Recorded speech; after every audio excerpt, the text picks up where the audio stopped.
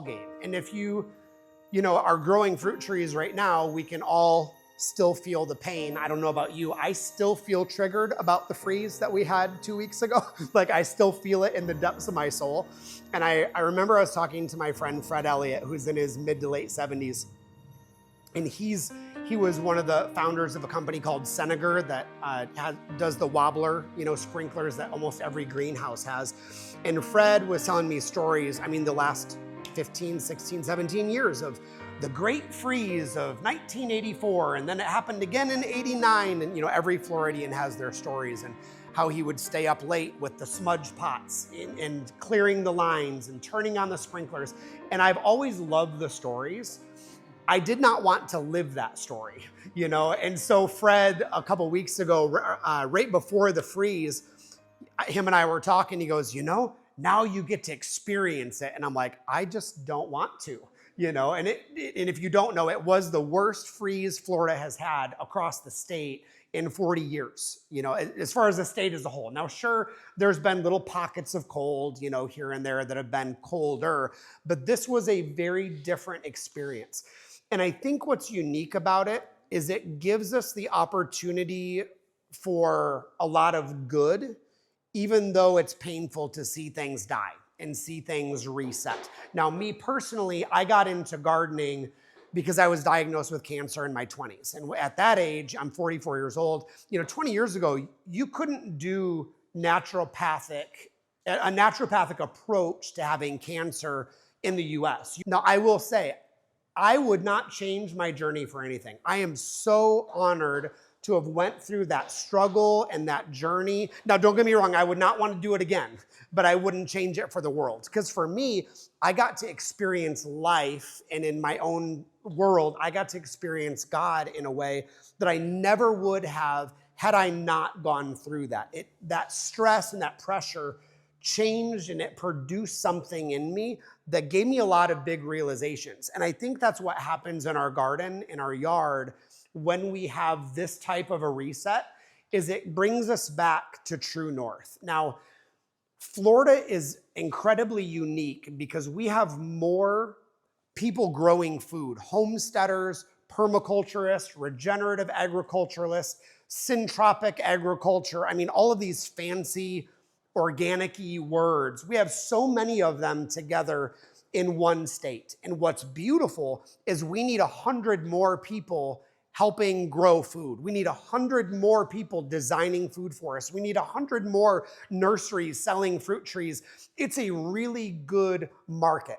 The downside is there's a lot of young, well-intentioned people, and I'm young and I'm well-intentioned, that are just getting started. They've only been doing it for 2 or 3 or 4 years, and they've never faced something quite like this. And so for them, this is their first big reset and going, oh, I pressed my zone way too much. I was trying to grow soursop or trying to grow this or that or the other, and I never should have been growing the things that I was growing. It's a big realization when we're well-intended, but we don't continue to grow and continue to learn. So I think instead of any of us, myself included, staying down in the dumps and being depressed when we see the brown right now, that it's good to step back and go, okay, what did I learn? What do I need to adjust? What do I need to do differently? What do I need to do that I know I should have done and I just didn't do it anyway along the way? It's a great time to learn, It's John C. Maxwell, the leadership author, talks about failing forward. That's what I would like to do with this freeze, is I want to fail forward and actually learn something along the way. So what I want to do is talk, first of all, for me, about some of the things that and I'm not going to put this on you, I will not be doing again. I will not be repeating the same mistakes. It's fine for us to make mistakes. We're all going to make mistakes. We're all going to try something we know is going to fail, and that's okay. But let's not make the same mistakes twice. That's just stupid.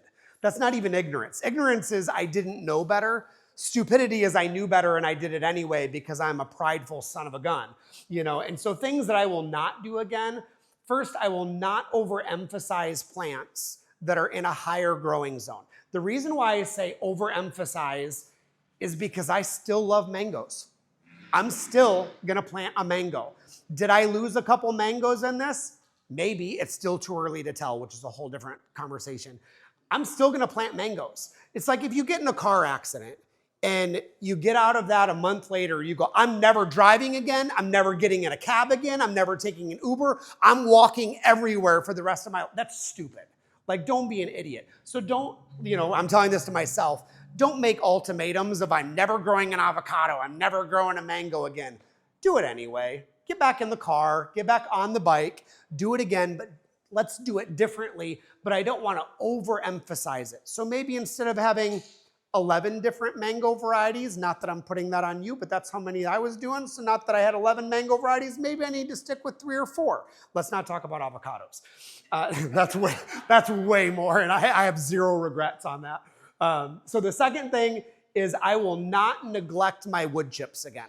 I will not neglect my wood chips. I think a lot of us know, or we knew, fruit trees in Florida basically have to have mulch. They need biomass, whether that's grass, it's leaves, it's wood chips, it's whatever it is, you have to cover your soil. One of the biggest newbie mistakes that people make in Florida is we plant a tree and we let the grass grow up next to it. And that grass sucks up all the nutrients, all the water. We end up weed whacking around it and it girdles the trunk. There's 11 reasons, that's a made up number, of why you should have the wood chips. But neglecting it caused a lot of problems for people because there was nothing to protect that root mass or the graft. So that what I did well is on the ones that I had wood chipped properly, I was able to mound those wood chips up above the graft and they came through like a champ. So if you're one of those people that go, yeah, I know I should be doing wood chips, I've been kind of slacking off. Well, this was our learning year to go, I'm going to start doing my wood chips like I know that I need to. The third thing I will not do again is pretending like we know it all until it's too late and feeling like we have the answers. I've been through a Florida freeze, and I will admit, I said that to myself the entire week coming into the freeze of like, we've had freezes before, we've had da-da-da-da-da before, not 3 days in a row, not below 21 degrees. We have it, not in my lifetime, maybe in yours or in Fred Elliott's lifetime, but not in mine. And so, and the areas where I went, you know what, I'm not gonna cover it. It's faced 20 degrees. My pride hurt that tree.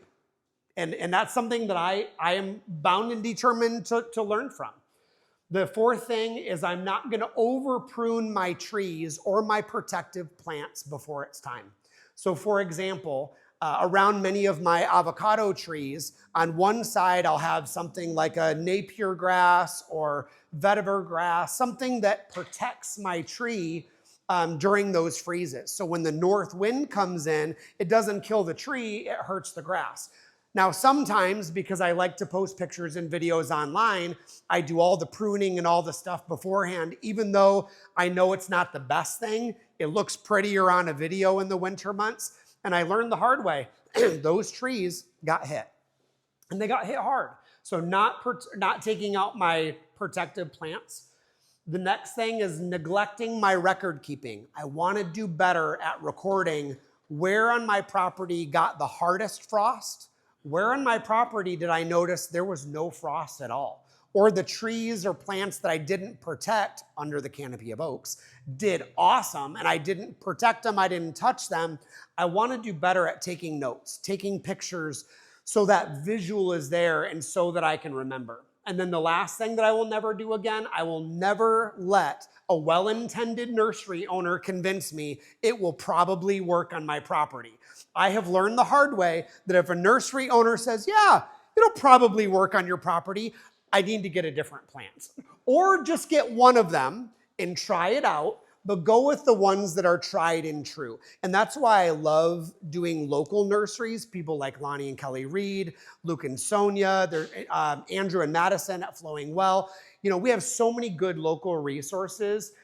They know what is gonna work and they will tell you what is going to work. And they'll tell you if it's a mad scientist tree and go, you know what, I haven't tried it, let's give it a shot and let's see if it works. And one of the ones that Lonnie convinced me to try, which I'm so glad that I did, was mountain soursop. And I left it outside. I did cover it up and it still has all of its leaves. And I was so happy, and it was a great experiment. But I love that a local nursery owner will tell me that it may or may not work. They're gonna be honest with me versus somebody at Lowe's or Home Depot. They don't have that experience. And let's be honest, those big box stores, their trees are the same peach trees nationwide. They just write Florida on it to make you happy, which sucks. And it's hard to pass by those trees at Home Depot or Lowe's because they're cheap. Well, you're gonna be replacing them in 2 or 3 years. They're not gonna be producers. Spend the extra $5 or $10 and buy local from somebody that's doing it organic. So I'm not listening to the well-intended nursery owners anymore.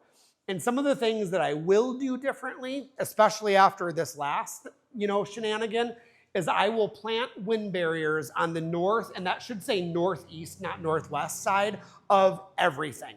My 2 favorite things, this is one, is doing a clumping bamboo. This one is Alba striata. She's so pretty. She has these like golden stripes up the side of the bamboo. But there was literally a 3-gallon brand new finger lime, not protected except for the bamboo, and they both came through like champs. Everywhere that I had a bamboo and my trees were in a proximity to it did incredible. Covered, not covered, didn't matter. They didn't blink an eye. Around the canopy of those oak trees did phenomenal. So using things like a bamboo, or if you want something else other than a bamboo, yerba mate or the taller Simpson stoppers, there's so many great options to block that north wind to help protect your yard.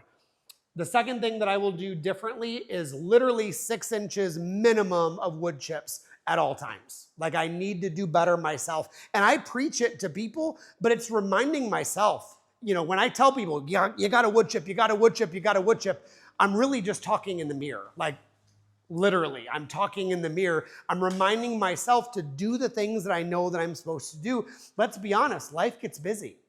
Or bills happen and we need to reallocate our funds somewhere else. But there's always a way to create that mulch, even if you can't afford to go buy wood chips. You can sign up for chipdrop.com, which sometimes works, sometimes doesn't. The best way to get wood chips, pull up to the guy doing the tree lines or whatever, the electrical lines, and say, hey, I'll give you $50 if you take them to my house cash. And they almost always will do it. Chip drop is hit and miss. If you live in an area that's good with it, it's good, but a lot of times it doesn't. Next thing, utilize microclimates, which we create by those wind barriers. I will plant way more under the oak trees. I'm telling you, everything that was under the canopy of oak trees of mine did awesome. I have this like 6 or 8 year old Monstera plant that I was convinced she's gonna be toast. And she was like, she's in Claremont, and I was not driving to Claremont. And they were 21 degrees, 3 days in a row. It was down in the valley part of Sugarloaf Mountain. And I had 40 fruit on that Monstera. And I was literally like, she's gone. I'm never gonna see her again. And I went to go visit last week, and she did great. She had like 5 leaves that, got a little knocked back, but the fruit is still gonna be good, and it takes a year to ripen Monstera fruit. So I was extremely happy with the things that were under those oak trees, did fantastic. I'll observe more, plant more of what does well, and I'll listen to people who have more experience than me. We are so blessed to be in a state that has so much knowledge and people that have done this for a very, very long time. And I've only done this for I think I've done regenerative ag for like 25 years. And I'm realizing every day how much there is to learn. Like, there's so much to learn. I'm like going through Matt Power stuff right now on microscopy and soil biology. And I'm like, I am a child. I have to Google the words that he's using half the time because he's so smart. And I've done Dr. Elaine Ingram stuff. So I thought I was ready to go into this. And now I'm like reading his stuff going, oh, I got to learn. And I love it. I love the learning process. So listening to those people that know their stuff. So where do we go from here? For me, I'm looking at the new growth. I'm looking at things that today, and I took these today. I'm looking at my white guava that got toasted, but the new growth just started in the last 2 days, and it just started coming back. My Ruby Supreme looks like crap, but I'm going, you know what? White guava did really good. The random guava I got from the Devaney's house doing great, and it's already pushing new growth. So guess what 2 varieties I'm gonna grow more of? Some of the bamboos, this one is Chungi, did awesome. Chungi did great, Sea Breeze did great, Alphonse Carr did great, Alba striata did great. My bamboo, or what is she called? Buddha belly, terrible. Like, I'm praying that my Buddha belly comes back. I'm not this Buddha belly, but my Buddha belly bamboo, comes back. Some things did great, some didn't, but I'm remembering where I came from, what I'm seeing right now, and where I want to get back to. And this is a little screenshot of, one of my little food forest areas. And so for me, I want to be able to look forward and go, what do I do from here? I know what I don't want to do again. I know what I need to do a little bit more of.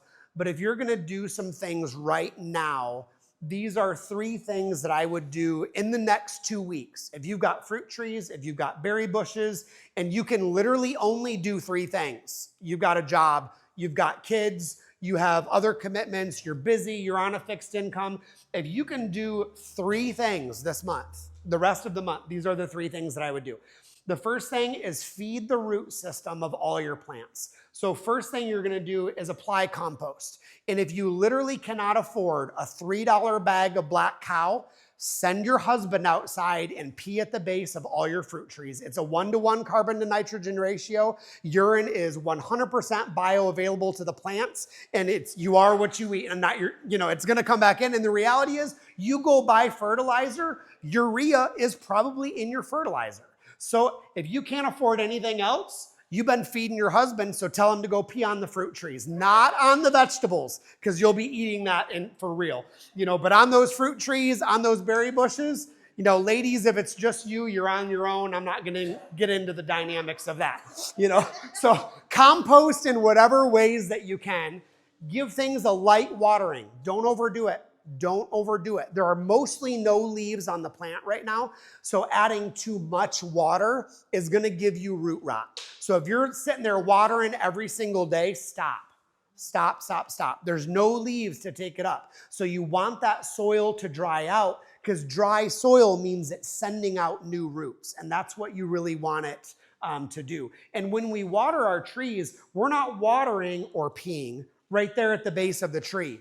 We're coming to the edge of the drip line, straight down, and that's where we water, that's where we fertilize, that's where we're focusing our energy, is on the edge of that drip line. If you are gonna fertilize right now, the 2 things that I would do in the next 2 weeks, the first one is kelp. Kelp is not actually gonna fertilize your plant. It's basically gonna help the roots take up nutrients and stimulate the mineral uptake of the plant.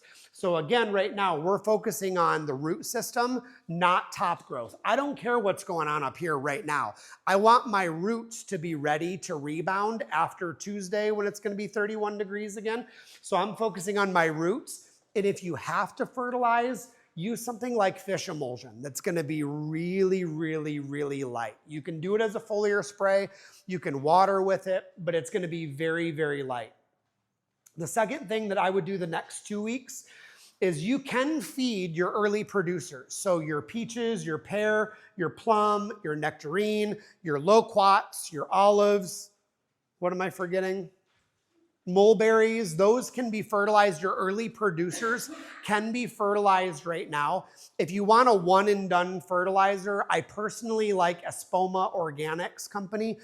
Tree Tone is just a good all-purpose. They have a citrus tone for citrus, a holly tone for other acid lovers. But if you don't want to have to mix your fertilizers and figure it out, Espoma Organics is a pretty good one that is organic, and it's a very fair price. The key with it, though, is don't mess with those little bags. They charge so much money for that. Call your hardware store or Tractor Supply and order the 18 or 20 pound or even the 50 pound bag, and it's like 60% off, like when you get it in the bigger quantities. So don't even mess with those little bags. It's almost not worth it. So we're feeding the roots, we're feeding stone fruit. And then right now, the next thing that I'm doing, I just did some today, is I'm planting my new soil builders that got toasted. So like the last couple days, I've done moringa, I've done pigeon pea, I've done candlestick cassia, winter cassia, candelabra cassia, all these nitrogen fixing plants and those soil builders. papaya, even though it doesn't fix the soil, they all got rocked and toasted. So I'm doing another round of those guys in trays. So if you can't do anything else, try and focus on those 3 things. And I feel like those are all pretty doable. Now, in general, when we look at fruit trees, in this part of Florida specifically, we're gonna be fertilizing mostly every March, June, and September. So if you're one of those people that's like, just tell me the couple times a year, here's the couple times a year. So if you're doing bare minimum. Now, if you're doing chop and drop, you can do that every month. If you're doing foliar sprays, you can do it every 6 weeks. You know, there's always something you can do. If you're busy, you're on fixed income, you've got kids, you just can't think about it anymore, March, June, and September. If you can remember that, that's generally when we want to do it. Now, as with all things in Florida, it always comes with the asterisk of it depends. It depends on if we had a really cold winter that wants to stick around until the end of March. It depends on how much rain we've gotten. There's always going to be a variable, but this is the kind of in general, the vast majority of trees are going to be in that area. Now, as far as the type of fertilizer, everybody always asks, we were just talking about this earlier, you know, what is the NPK ratio that you go for? I'll be honest, it doesn't matter. If you're gonna do anything, compost. I think, to me, compost is the answer to 99%. Again, it's a made up number, but I'm talking, so I'll say whatever I want. Compost is like the answer for everything. If you've got a fungal issue, add compost. You got a bug and insect issue, add compost, make your plant stronger. If your leaves are doing funky things, add compost. If your soil's not good enough, add compost. I don't pay a lot of attention to those numbers. That was mostly created and standardized for synthetic fertilizers. When they were isolating, I just want nitrogen, I just want phosphorus, or I just want potash or potassium.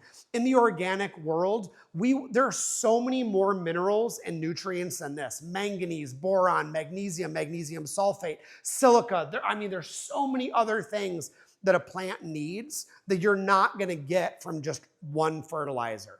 Get it from compost, get it from the organic matter.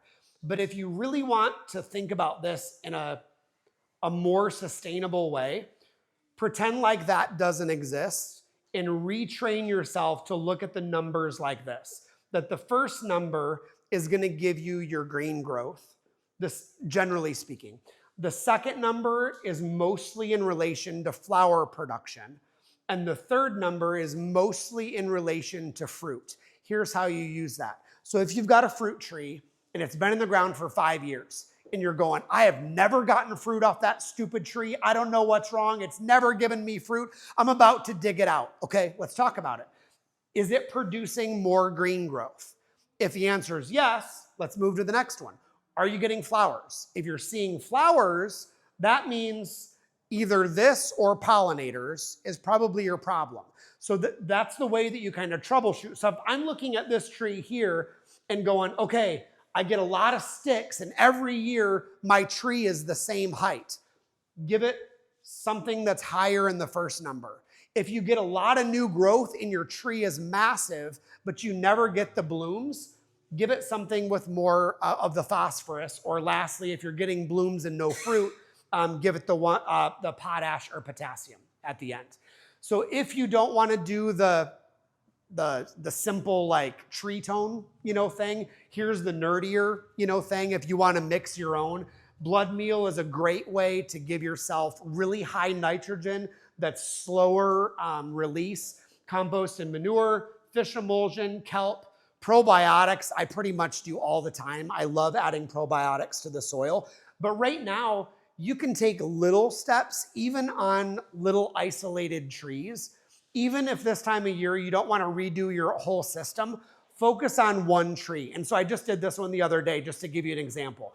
So there was in my neighbor's yard this loquat that was 4 years old, grown from seed, hasn't really done much. So we took 3 or 4 feet of wood chips, piled it way up. Of course, we kept it back off the trunk. And then I skipped a spot where it's more bare soil, and then we just raked up a bunch of pine straw.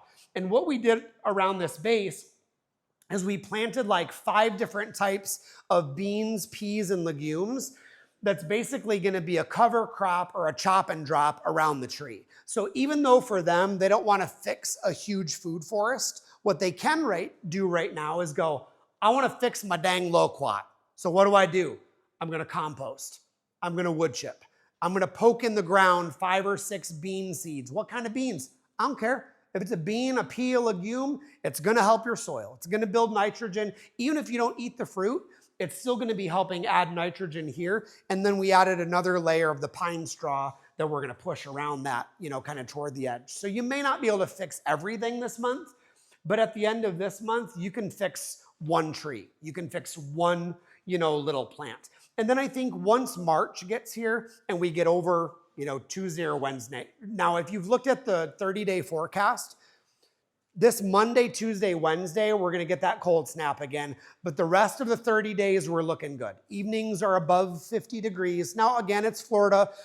We could get snow in 2 months for all you know what I mean? Like this year, who knows what's going to happen, So, but in general, in March, I'm fertilizing. I'm going to be, adding my tree tone. I'm doing my compost pile. Right now, I'm getting ready to do another round. When I compost, I do the 18-day Berkeley method.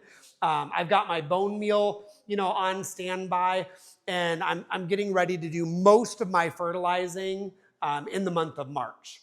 Now, in this time of year, this is really when we want to do most of our pruning. And in a couple minutes, Lonnie is going to show you how to do this one, some of these trees here. Now, and this is actually a fruit from a tree that I got from Lonnie 4 maybe years ago. He introduced me to the Sunracer nectarine, which is one of my absolute favorite nectarines. Do you have any here by chance? Nice. So Sunracer nectarine is kind of like a peach without the fuzz. Super juicy. And there's a lot of varieties of nectarine.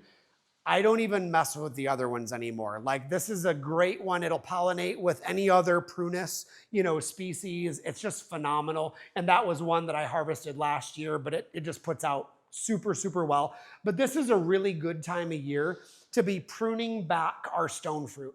Now, in general, there's 2 basic methodologies when we prune fruit trees. The first one is more meant for, I don't want to climb a ladder, essentially. I want it to be a little bit shorter. Think of it like your hand sideways like this. And most of the branches every year are going to be cut back at about 6 or 7 feet up to where you don't have to get on the A-frame ladder all the time and do it. Now, does it affect the longevity or the lifespan of the tree?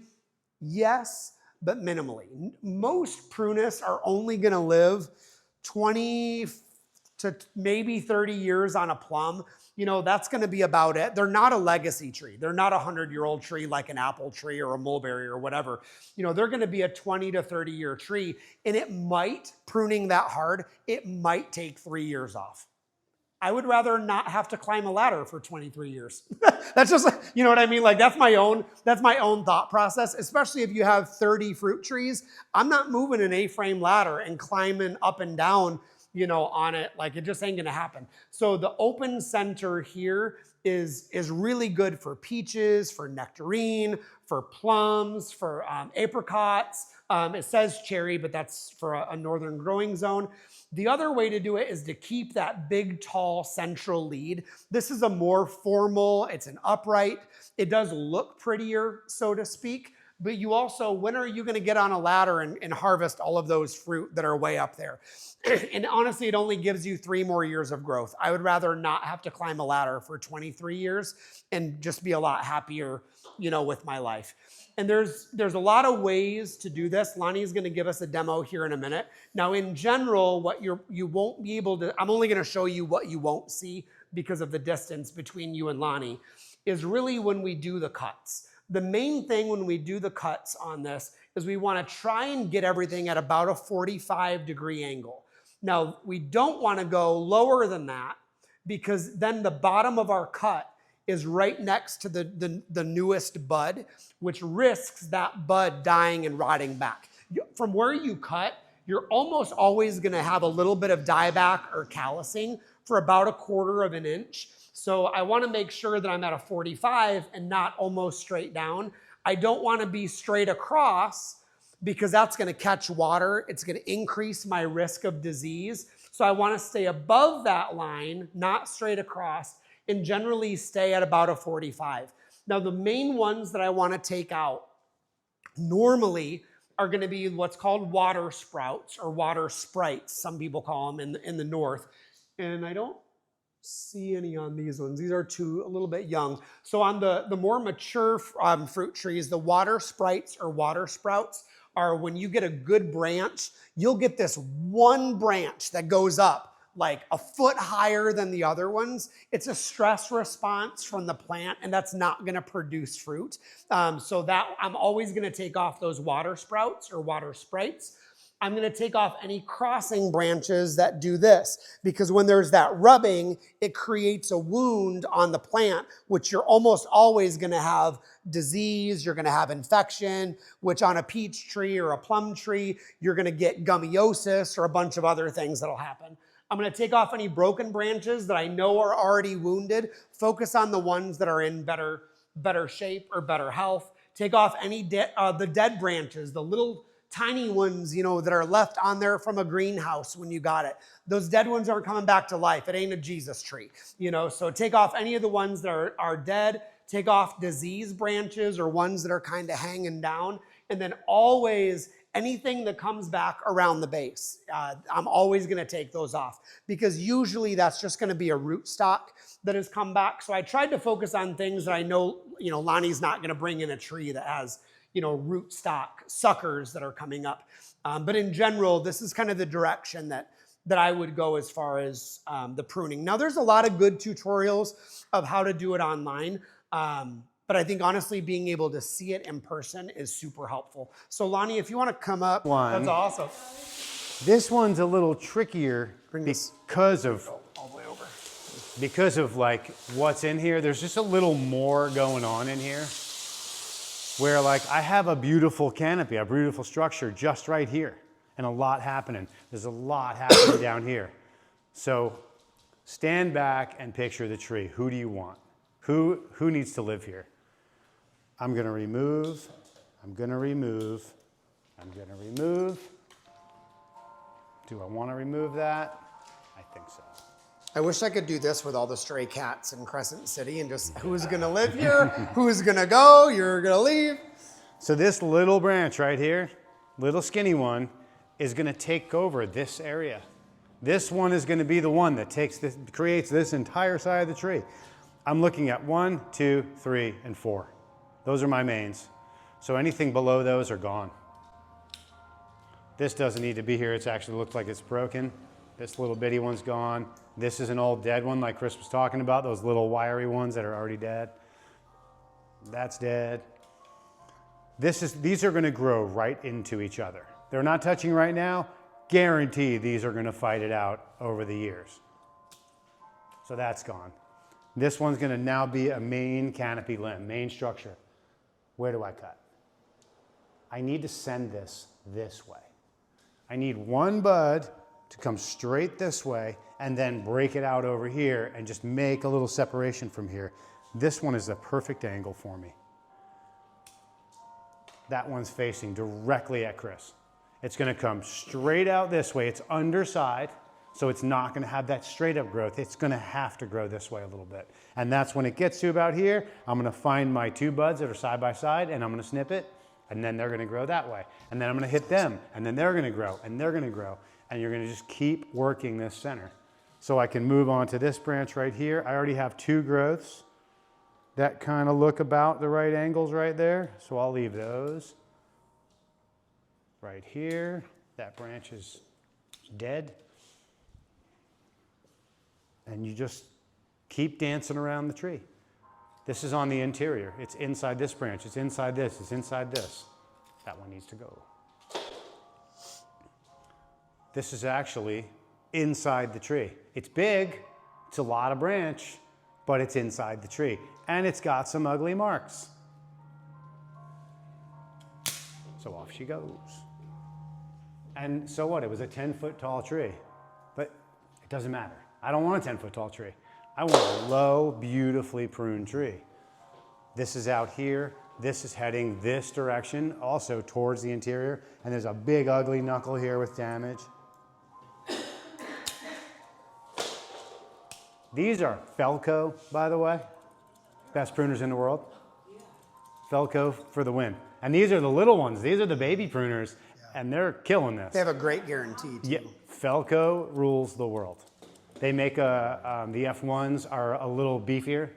And they come with a cool holster. Yeah, I have a couple of holsters. They actually have a holster for the F1s that has a little side circle one that the tips of these fit right into. Oh, that's cool. But they tend to fall out, but the F1 is the meatier one that will cut through, you know, he'll cut through some stuff. Yeah. But these surprisingly tough for what they do. The other ones I like are the old Cutco, you know, the old knife company.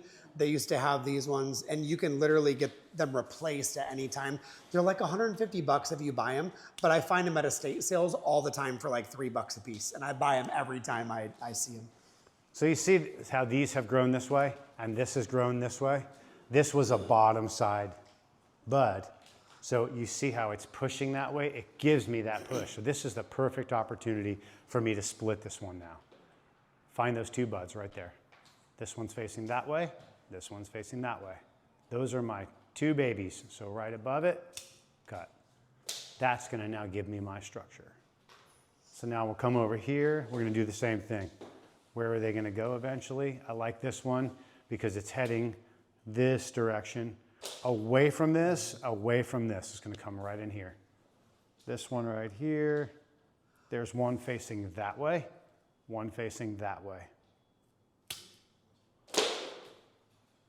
This one right here could work for me. This one right here, either of those could work. So a little bit of a trickier tree, a little more going on. One branch at a time. Just pick what you need to do, see what the tree needs to do. And if you're unsure of anything, just wait a month. Yep. Let some green grow, see where it fills in, see what doesn't look right, what does look right. I don't have to keep this branch. I could keep this as a 3 main canopy tree. This could very well come out if you choose to do that. I could also use it as a 4 limb. It's entirely up to you. Here's an old prune that was left from long, long ago, probably the first tipping of the tree. So there's 2 plum trees pruned down from 10 foot tall to where they belong. That's perfect. Thank you. That's amazing. And you know, probably some of you are going, wow, that was way more that he took off than what I thought he was gonna, you know, take off. But what, you know, Lonnie is doing is he's looking at this tree right here, realizing that in a couple years, it's gonna be at a much different level and at a much different place. And what I do like, if you look at a lot of Lonnie's stock, the trunks are really good. The trunks are healthy, the grafts are healthy. It's a very healthy nursery stock. You're not gonna get that when you're going to Home Depot and Lowe's. You're just not. You know, they really don't care. They do what sells and what makes a good bang for the buck. Now, what Lonnie is doing right now, also what you would do if you pruned your trees, you're not leaving that at the base of the tree. You're gonna take that and compost it somewhere else. Because if there was a fungal issue or gummiosis or spores, you don't wanna compost that at the base of the tree that it came from, because that's gonna inoculate that tree. Now you can take that to a different tree, you know, but don't compost and use those sticks at the base. Now, some of you are probably also thinking, oh, can I root those? Can I put them in rooting hormone? It's just not worth it. You might be able to try and graft it if you're, you know, wanting to be a mad scientist, but by and large, what you take off, it's mainly not worth it unless you're gonna be, you know, getting real science-y and grafting and that sort of thing. And these are all grafted because they need the rootstock. Yeah. They need better rootstock. And these are awesome specimens. And I noticed the one, are they both Scarlet Beauty? Yeah, both Scarlets. This is a really good plum. This is a good self-pollinating plum. So if you can only do one plum, Scarlet Beauty is a really good one. Gets to be about yay big, kind of a burgundy red plum, but still very, very juicy. But it's not flavorless. Like the grocery store ones, I just don't feel like they have any flavor anymore. Like they're not what they used to be. I hate to say that phrase, but.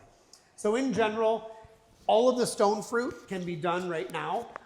Everything else that you have, if you're one of those people going, can I cut the dead off? Can I cut the dead off? The answer is a hard no. Don't prune anything back. No damaged plants right now, cut back, leave all the dead. That's gonna be your insulation.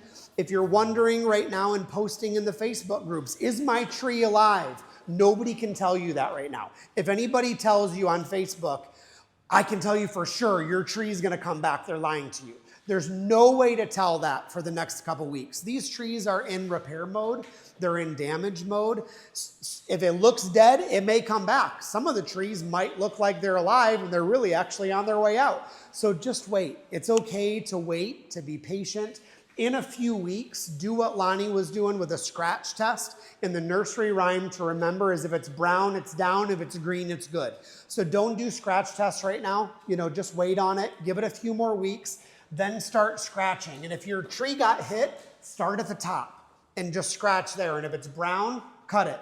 If you start to get to green, that's where you want to kind of leave it a little bit. So there's nothing that you can really tell 100% right now if it's going to come back. It's just too soon. Now, if you're one that's going, just tell me the ones that I can't kill. These are your bulletproof ones. So these are the ones that I did not protect one iota. I'm talking, I didn't even think about protecting them. I didn't send them any good vibes. All my vibes were spent at other places. So these are the ones that did not blink. They didn't bat an eye. Loquat number 1 does amazing. I mean, they literally got frozen, and they didn't even blink. They don't care at all. Mulberries did awesome. This is my Chiang Mai 60. I'm a mulberry fanatic. So Chiang Mai 60, she was outside in the cold, in the freeze. We got down to 20 degrees for about 5 hours on one of the days, and she's still in full fruit. I did not protect her. I didn't send her any vibes at all, and she's doing awesome. So mulberries, they grow up in northern Michigan. Mulberries are one of the beautiful things with mulberries, which I could talk for 6 days about mulberries, is every growing zone on the planet except for Antarctica has a mulberry native there. So if you go to Jerusalem, Russia, Michigan, South America, they all have mulberries. Mulberries are on every continent on the planet. The stone fruit, the ones that Lonnie brought, peaches, pear, plum, nectarine, they're gonna do awesome this year. In fact, the colder that we get, the better fruit it's gonna be. Yeah, your mangoes may have taken a beating, but it's gonna be the best peach, pear, plum, nectarine, apple, tree, fruiting year that we have probably had in our lifetime in Florida. It's gonna be an amazing year. Olives are gonna do fantastic. They're gonna do awesome this year. This is my Brogdon avocado. 5 days after the freeze, she didn't even have a sheet put on her. This was literally, you are what you are. You're near a canopy of an oak. You're probably 20 feet away from the oak tree on the southwest side. Brogdon didn't even care at all. And honestly, I may have put a sheet on her if I could have got to her, but I just had other things to do. So the cold hardy avocados, Cattleya guava, the strawberry, and the lemon, didn't cover them at all. They did great. Tropical cherries. Do you have any of those here today, Lonnie? Tropical cherries, Cherry of the Rio, Pitanga tuba.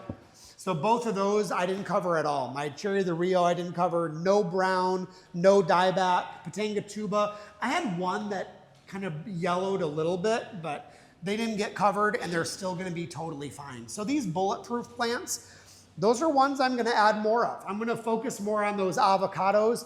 If you want 3 avocados that are gonna be the cold hardiest in this town, probably Fantastic is gonna be your early season.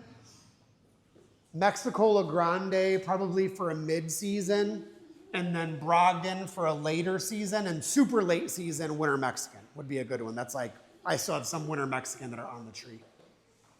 Native plants that did super well in this, all of the hollies. So if you want to add in a holly, these are great for native songbirds. The Yelpon holly, you can make a tea out of. Dahoon, Eagleston, all of these are available locally in Pearson at Flowing Well. I don't get a kickback from them. I like what they sell. Chickasha plum is our native plum, and Lonnie's got one of those out there. Super hard to find for whatever reason. Simpson Stopper, which is this guy here, smells kind of eucalyptus-y, but gets really good berries for the birds. Technically, they're edible for humans, but I think they taste like trash. Firebush, the native one. So the hybrid, if you have a hybrid, probably died back, but the native Hamelia patens usually does super well. Lower growing stuff, coreopsis, spiderwort, coneflower, those are all bulletproof. They can take snow and all of the coreopsis, the spiderwort, the echinacea, they're all gonna come back and be absolutely beautiful.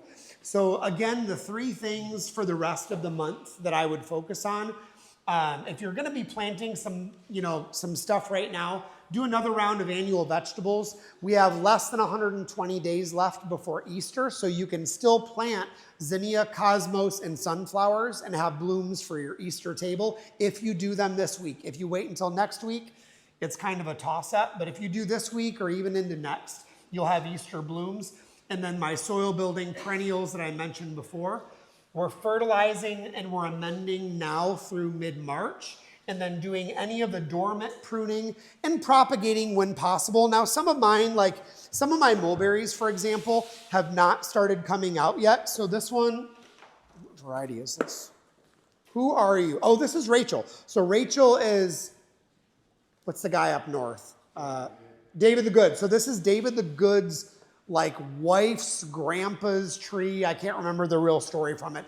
It's one of the natives, but it was a really good cultivar that came from their yard. So like Rachel has not started putting out at all, but like Chiang Mai 60, my Hunter is in full fruit. Superberry is in full fruit. Mystic Red is in full fruit. So some of them are really going hard right now, but the ones that are just before budding, I'm propagating the crap out of them right now. Like every free moment that I have right now, I'm cutting mulberries and I'm going to get more soil. Cutting mulberries, I'm going to get more soil. There's only so much that fits in the back of my little Honda Accord. So it's like I gotta do it in small paces. But any of these mulberries that are just budding out, I'm propagating the heck out of them. Right now. What a great time of year, to focus on what we can do. And I know that they did super well. They were super bulletproof, and they really, obviously you look at these guys and they're not even batting an eye. What was the other one that was budding out? Thai Red. Is your Thai Red fruiting right now? Just starting. Okay. Yeah, Going crazy. What one? Tyson Shangri-La. My Tice hasn't started yet. My Shangri-La did start, and my Dwarf Shah Reza started the other day. Yeah. And I have berries on Skinner already. It's so good. It's going to be a good mulberry year. It's going to be so sweet. And if you're local, I was talking to Cindy the other day at the Crescent, and we're going to experiment with a reduction of a mulberry and red wine syrup for a latte. Does that not sound good? I never had it. You ever had it? Well, we're going to try it. So we're going to do a mulberry red wine reduction, for the syrup. So there's a lot of things that we can do right now to make those little shifts for our garden, for our homesteads. Are there any